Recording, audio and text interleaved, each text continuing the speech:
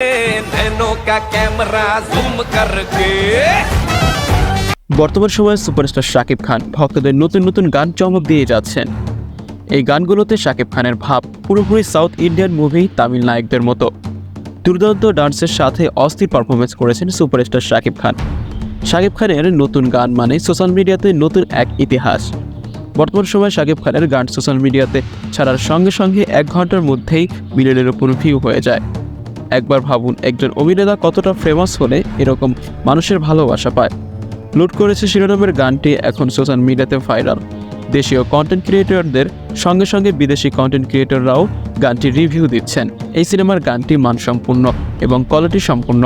দরদ সিনেমায় শাকিব খানের অভিনয় দেখে সবাই প্রশংসা করতে বাধ্য হবেন। প্রিয় দর্শক, দরদ সিনেমার এই গানটি আপনাদের কাছে কেমন লেগেছে তা অবশ্যই কমেন্ট করে জানাতে ভুলবেন না।